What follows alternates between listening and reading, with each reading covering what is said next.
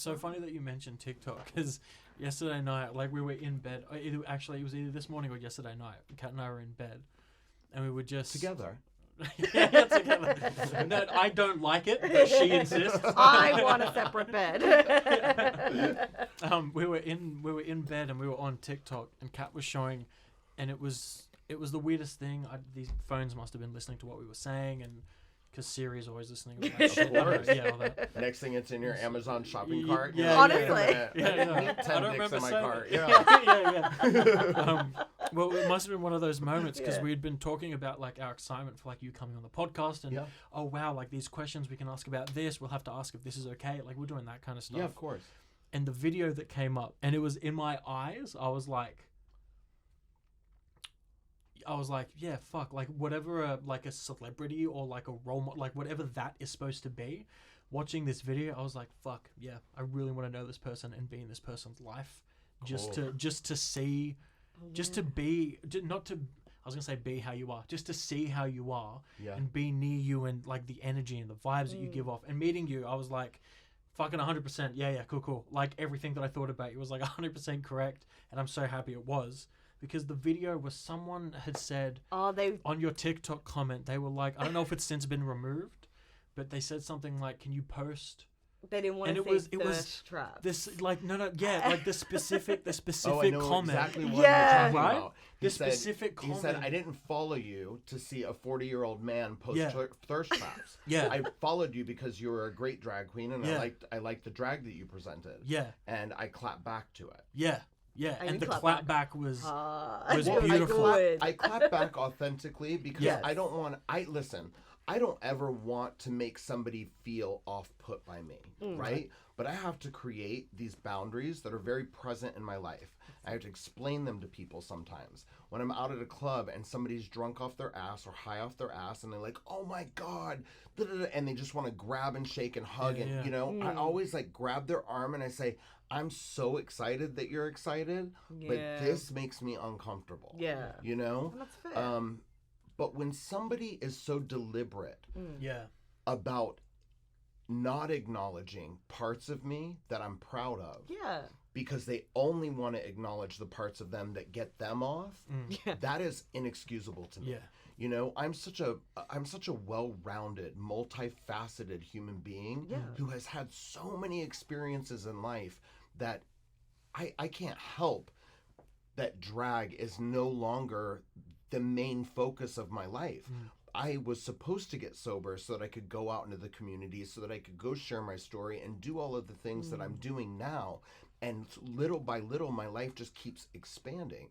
And the more it expands, the less I have available to do things that I used to do 5 years ago, even 2 years ago. You know, the pandemic really changed a lot of that. Yeah. Working on We're Here really changed a lot of that.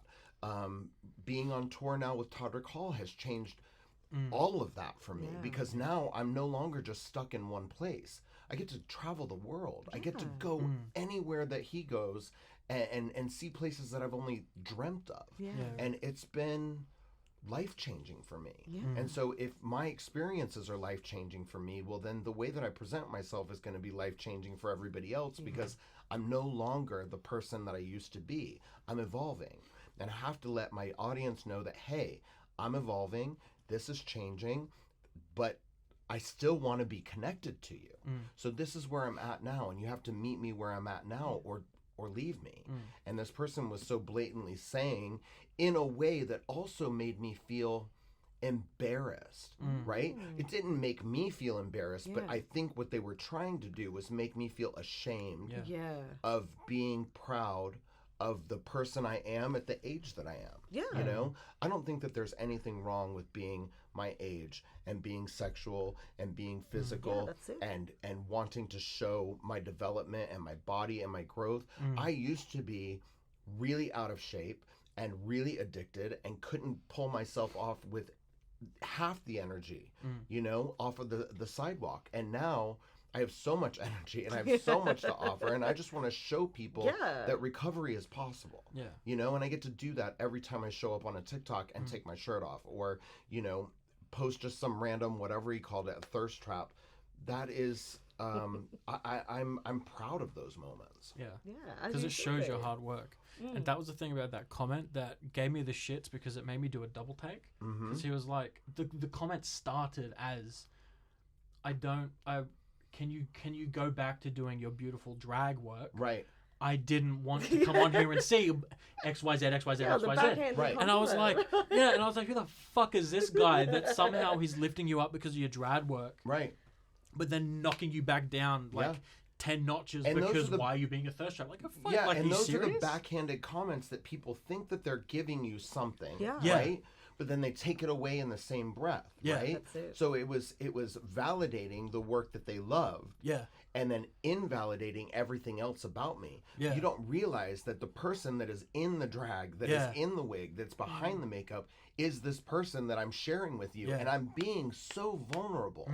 By showing you it without the drag. Yeah. There aren't a lot of drag artists that want to do that. Yeah. There are a lot of people that do what we do and don't want to be visible in the public eye outside of drag. Yeah. I'm letting you see it for all its capacities, for all the inner workings of it. Yeah. And I think that's, I don't want to say brave, but I think it's brave. It is. You know, Absolutely, at any age. Yeah. And I think that's the other thing that's really wrong with society, is that we get to a certain place where we feel comfortable knocking somebody based off of their age or their weight or their race, and it's got to stop, right? Especially in the queer community, right? Absolutely. It's like, oh, you're, I don't know. I see it more and more when it comes to race and age than I see it with anything else. And I guess now that I'm approaching an age that is, questionable in my community, it's like, what am I supposed to do? Go fucking die? You know what I mean? Oh, well, I've done all I can do, See you later. Yeah, I have nothing more to offer, No, I'm gonna give everything of myself until I have nothing left to give. That's it. And that'll be the last breath I take. Yeah, exactly. Which is such a positive way to exist. Not to exist, to live. Because existing is just like, well, I'm existing. Right. But living has so much more behind it, aside from I breathe in air and shoot some shit out and I have hair. Do you know what I mean? Like, of course. Living is not existing. It's a step beyond, because you're experiencing. But being visible while living, that's the part, right? Because we all live behind keyboards, right?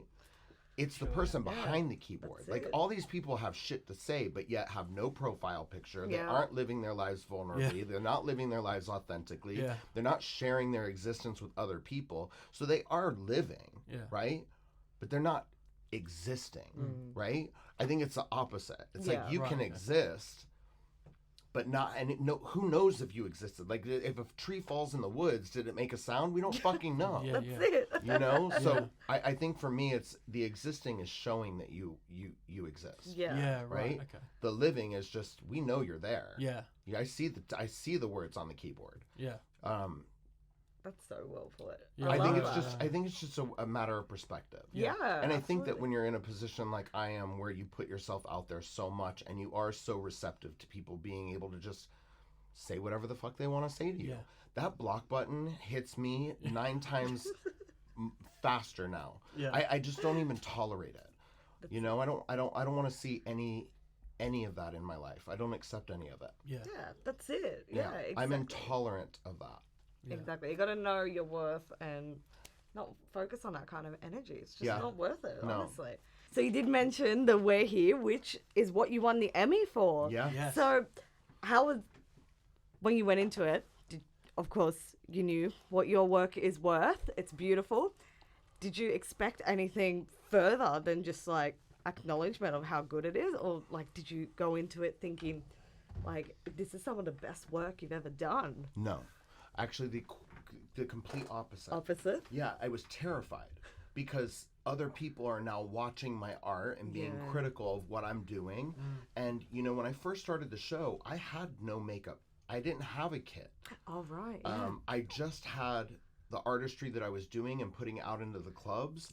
And I was approached and said, hey, we'd really love for you to come and work on this show. And I literally said twice, I'm not interested. Wow. Yeah, I said I wasn't interested. I wasn't interested because I didn't have the tools available to me that I knew I would need in order to produce the kind of work that I was comfortable with, right? Yeah. So the first couple episodes is me really just struggling with like a lighter and some really dull crayons, you know? I'm just doing the best I can with what I have, but I was just coming off of the streets, and I was, for the first 2 seasons of filming that show, I was still sleeping on people's couches. Yeah, right. People don't realize that, but like, I was still sleeping on my friends' couches and then going to film for 2 weeks and then coming back. Yeah. The only time that I had space available to myself was when I was in a hotel room filming. Far out. Crazy. Wow, that's So what was that experience like then? For you to be sleeping on people's couches, but then have like a significant kind of outlet to tell your story and to tell other stories as well, but like running adjacent to you experiencing things like sleeping on people's couches and that kind of thing. What was that experience like for you creatively, I guess? I mean, I think that there's such a vast difference between having privilege, and I think having a job is a privilege. It's one that you either show up for every day or you don't, right? Yeah. But having a job is not just guaranteed. So I was having a privilege by having income come in, and all I had to do was show up, right? I think that once I got a taste of what could be available to me based off of my talent, with the direct correlation of where I was at in my life, it made me panic. Right. Because I thought, how long can I get this to last? Yeah. How many paychecks can I get so that I can get myself out of this situation quicker, right? If it wasn't for that show, I wouldn't have been able to pull myself off the couch. Yeah. Wow. Not as fast as I did, Yeah. right? Yeah, right. And it just so happened I was able to do it right before COVID hit. Yeah. You know, I literally got my apartment, and then Wow. 2 months later, COVID hit. Yeah. But then we stopped working. So I was like, how in the world am I going to pay my rent? And that's when being online became available to me. You know, being able to put myself out there online, and started doing shows every like Monday, Wednesdays, and Fridays live on Instagram, so that we would entertain the masses, and people would tip us through our Venmos and our, you know, Wow. other accounts and things like that. I mean, you guys don't have Venmo here, right? So it'd be like, It's not a massive thing. Like, it's around, but like it's you not. guys have like a Cash App or a PayPal. It's good. I think One of those, PayPal. like, yeah. Yeah. So it'd be the equivalent of like a PayPal. You would just start getting money from random people in your PayPal, and I was like, Far out. holy shit, this is a thing, right? Yeah. So we started doing those shows 3 nights a week, every Wow. single week until COVID stopped. Yeah. And then that experience gave me the opportunity to start really talking online, being vocal about my situation and what it was like. COVID was hard for so many of us, Yeah. but COVID for someone that's in recovery, Sure. where isolation and seclusion, those are the things that really breed addiction, Yeah. right? And bad qualities about ourselves, because we have Yeah. nobody to mirror our behavior again. Yeah. We can do anything we want, and then we make a decision to leave the house or not, and present ourselves however we want. Yeah. So I was really struggling, and I didn't get a chance to talk about it as much as I wanted to, because I felt like I had to be such a strength for so many people out there that were really struggling, right? But that was one of the most difficult times in my life, because I had the authority to stay home. I had the means to stay home. I had the ability to hide everything that I wanted to hide. Yeah. And nobody would expect me to be outside for God knows how long. Yeah. So I had all the freedom to make that happen for myself. If I wanted to go experience that again, I could have. But again, Yeah. I just knew. I mean, I also made a deal with my higher power that I can't ever break. So Yeah. Sure. yeah, you know, I think that somebody in recovery said to me, you have to be willing to make a promise to somebody that you're unwilling to break. And I thought about that for the longest time, and I thought, who in the world would I most likely have to see in another platform, on another level of whatever this, you know, game is that we get to play, right? Who in my life would I most likely be ashamed to say, I'm sorry I couldn't be stronger for you? Right. Who would that be for you? I feel, it would be yourself, right? Like, It has was, to be. yeah, it was me as a child. Yeah. I love that. Yeah, it was me That as a breaks my child. heart. Yeah, it was me as a child. And I keep this photograph of me as a kid on my phone as a constant reminder to that is holy who, shit, dude. that is the kid that I owe everything to. Yes. All of his hopes, all of his dreams, I'm the one responsible for making all of that happen. Yeah. And so I don't want to look at this face Yeah. when I fuck up Yeah. and say, I'm sorry I couldn't be strong enough for you. Yeah. Right? But yeah, that's amazing. I love that. The fact that like the promising to your younger self. Yeah. Of course. Like it's the most pure version of yourself. Well, whose dreams are we chasing? That's it. Yeah. Yeah. We're not chasing the dreams of our adult self. No. Yeah. We're chasing the dreams and ambitions that we had when we were children. That's Yeah. it, Right? yeah. And as we get older, we decide, I say it in this documentary on YouTube. I say, when I was getting fucked up and when life was going awry for me, Yeah. I started changing my hopes and dreams to match my behavior, right? So maybe I don't want to be a makeup artist anymore. Maybe I don't want to have that friend anymore. Maybe I don't need this job, right? So I started removing myself from all those hopes and dreams because my addiction was way more important to me, right? And when I got sober, I started changing my behavior to meet those goals. So everything that I do now is to build upon that child's hopes and dreams. And it's my responsibility to make sure that they happen. So I never want to lose sight of that. And it's always there, it's always in my hand, and it's always something that I think of. I think of, what would little me do? How would I react to this situation? Yeah. Absolutely. And it's been very powerful for me. Yeah. Yeah, Absolutely. It's such a popular, it's a popular thing now, but it's very profound that looking inward and kind of going like, man, if I want to be a more complete person, I actually have to heal my childhood self, because there's a lot of children, you're very open. I feel like children are the most open, receptive beings, really, spiritually and emotionally, and they're always, you never see kids like, unless it's taught to them, you never see kids like smacking other kids for some reason because they're angry at them or something, or it's like, let's go play, and they hold hands and run off. Do you know what I mean? Right. And because of there's so much openness there, I feel like that then their openness to trauma, it's like kind of taking a really dry sponge and throwing it in a pool. It just immediately absorbs water and do you know what I mean? Like, children absorb so many like good things, but they absorb trauma as well on it, like to it like instantly, I feel. Right. So then having the foresight to kind of look inward and kind of go like, I need to, like, having that picture on your phone and looking at it and kind of going, no, I can't let this guy down. I can't let this guy down. And that having that as a driving force and healing your inner child and that kind of thing is a really, I feel like that's so important, because that trauma doesn't go away. It kind of like, it sticks with you. But neither do those forever. hopes and dreams either. Well, yeah, that's the other side. And it's really not the trauma that I'm fixated and focused on so much as the hopes and dreams that I'm fixated and focused on.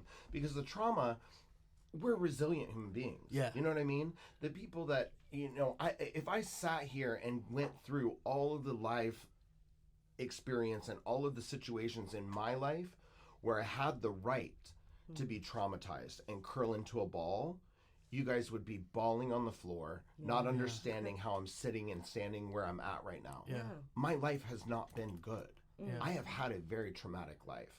But if I fixated and focused on all of the trauma in my life, I could never focus on the hopes and dreams. Yeah. So I focus on the hopes and dreams more so than I focus on anything else. I acknowledge the fact that I've been beat up. I acknowledge the fact that life hasn't been kind to me, but I no longer accept responsibility for the people who want to cause me pain.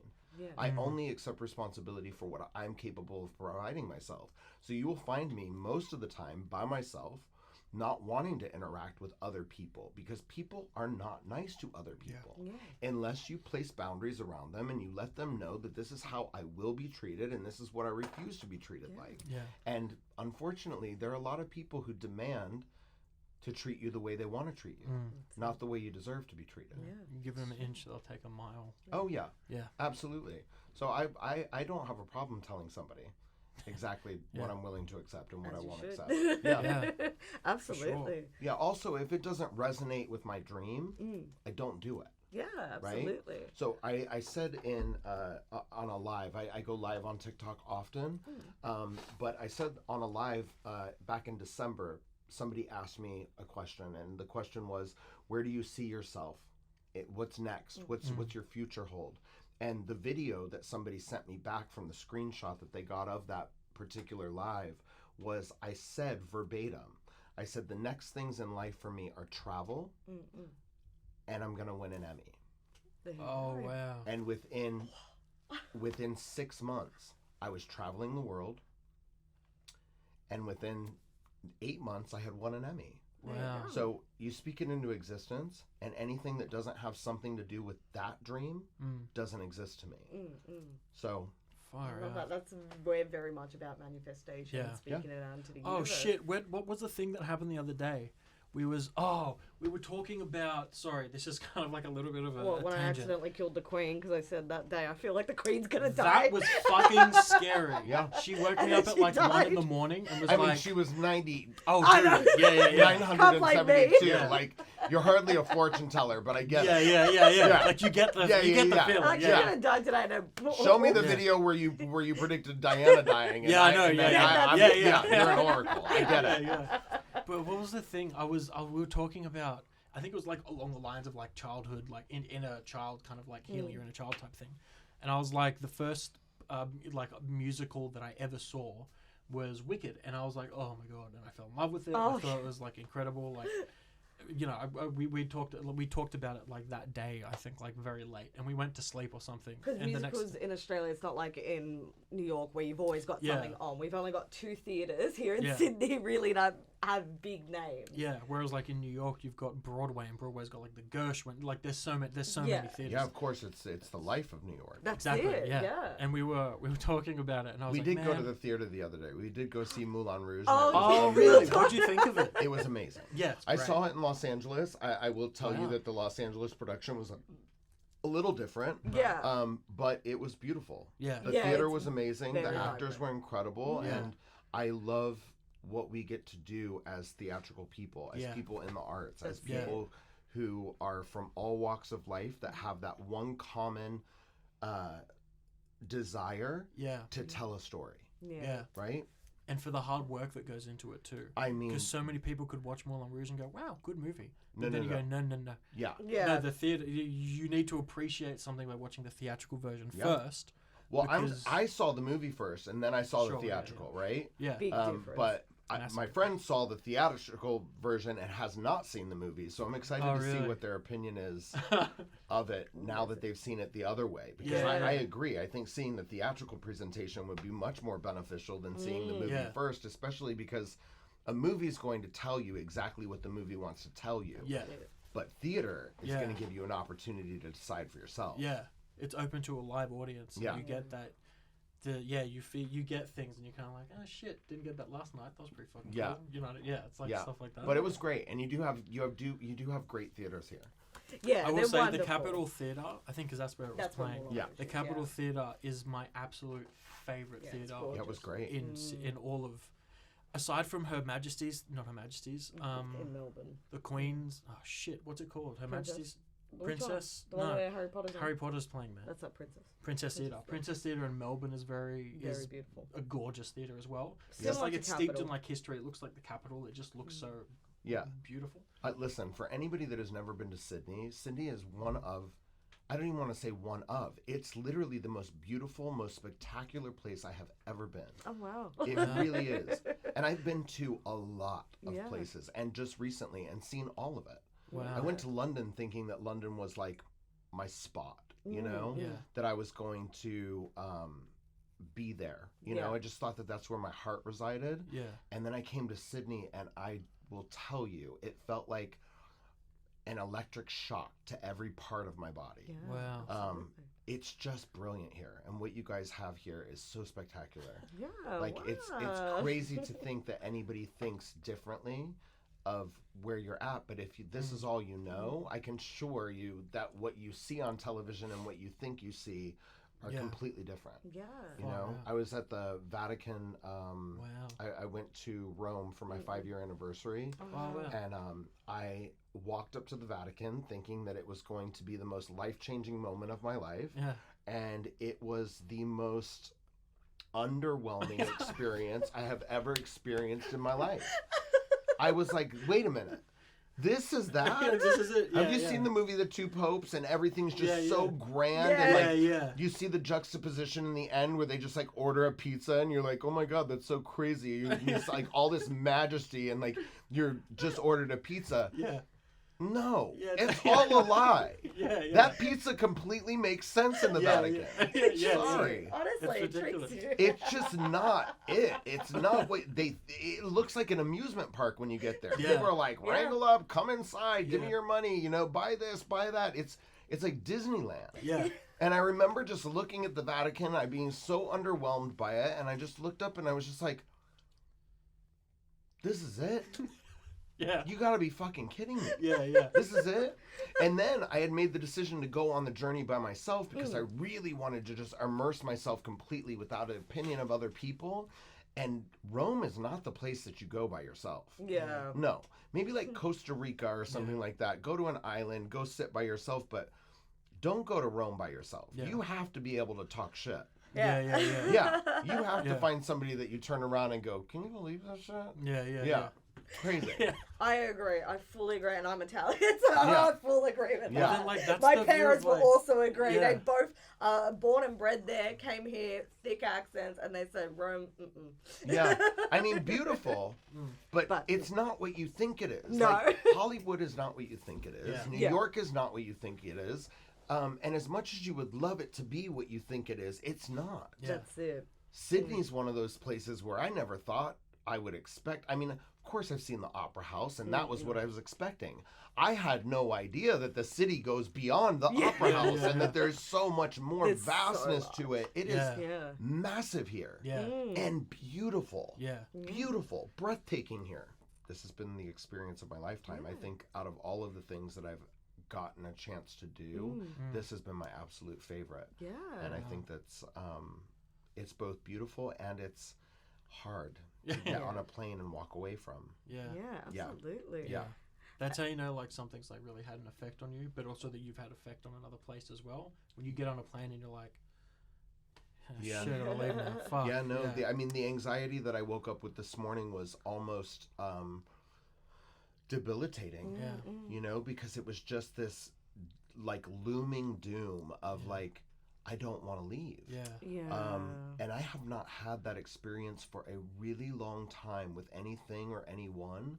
And I don't know, maybe it's the people, maybe it's the city, but I have fallen in love with a piece of Sydney that I'm not willing to let go. And I'm just, again, so grateful for having this experience. And if it wasn't for Todrick, if it wasn't for being on tour, if it wasn't for being asked to do what I do with the people that I get to do it with, I wouldn't have had this experience. Absolutely. And so, you know, touring has been life-changing for me.